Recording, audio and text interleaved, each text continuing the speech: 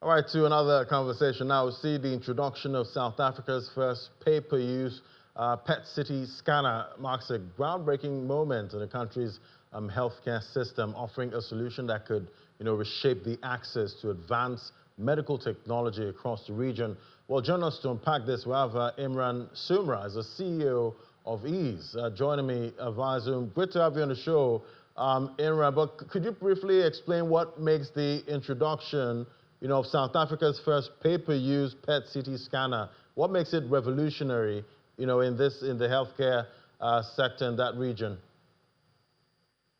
Well, good afternoon, and thank you for having me on your show. I think you've used the right words. It's revolutionary, it's groundbreaking, it's history-making.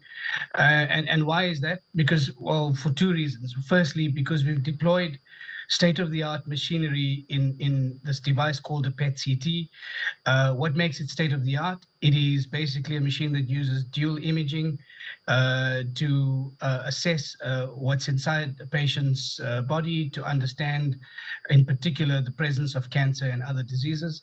It is minimally invasive, and so it improves the ability to assess and early diagnose cancer amongst other conditions. And it's revolutionary because it's the first in that region, in the northwest region of the country. But secondly, we've deployed this not on a traditional basis where the physician acquires the machine, but we've deployed this machine on a partnership basis using Ease's pay-per-use model, which essentially means that we acquire the machine on behalf of the physician, and then the physician only pays for the usage of the machine as and when they use the machine. So it links itself quite nicely to the medical reimbursement model. And so, as I said, on those two bases, that for us is why this is significantly groundbreaking, in particular for South Africa. Right, and at the end of the day, I guess it's still going to cost you something, to use this device. But how does the pay-per-use model, how does it eliminate barriers to, accessing advanced medical technology? Well, as you've indicated, one of the significant barriers to advanced medical technology, particularly on the African continent, is the need to have a significant upfront funding. And so, in a traditional situation, there's a significant deposit that gets paid up front. And so if you don't have that funding or access to that funding, it inhibits your ability to acquire the state-of-the-art machinery.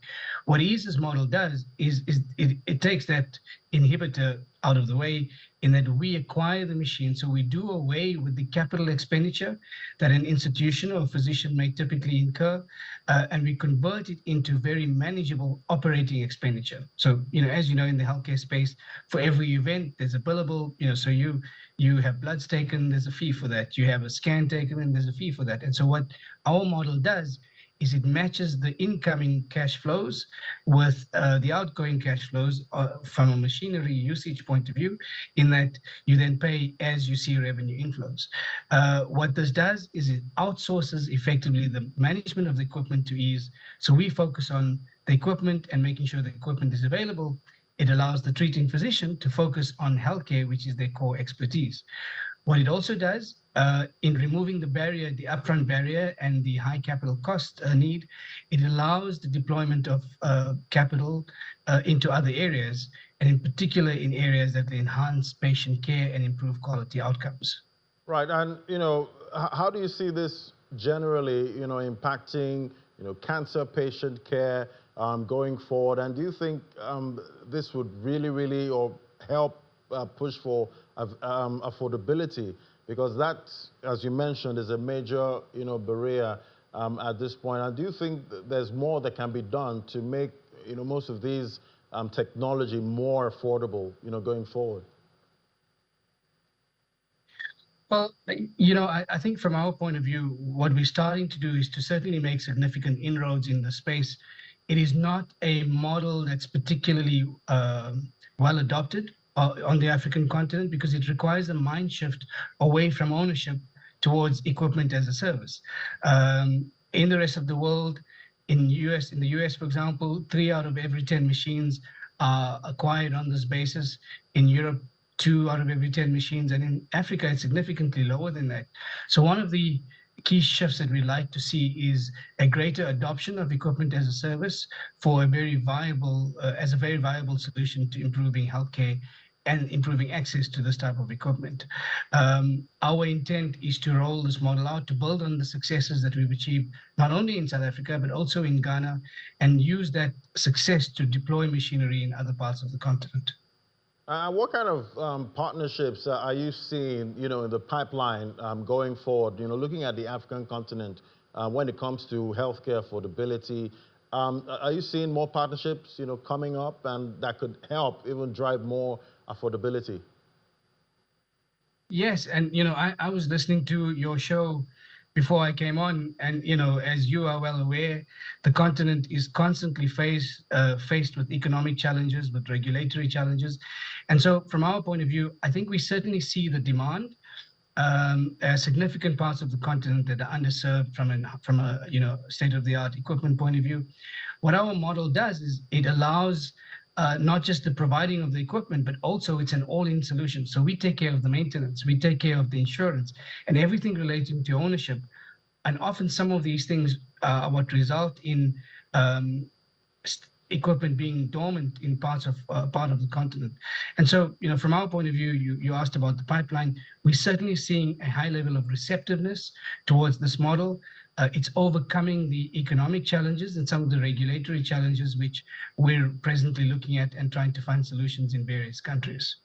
Right, and at what point do you see, Africa, producing most of this technology?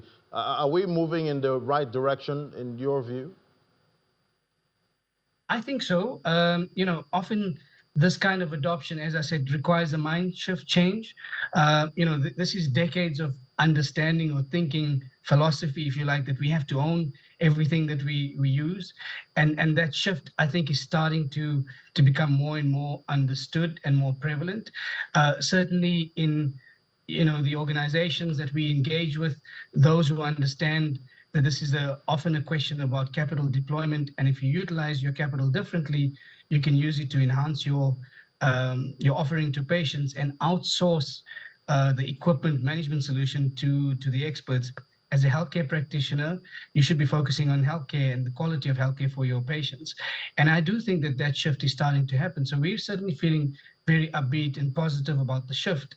It is slow progress, but it's significant progress to my mind nonetheless.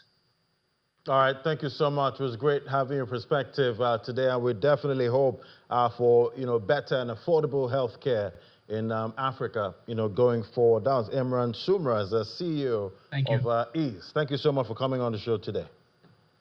Thank you for having me.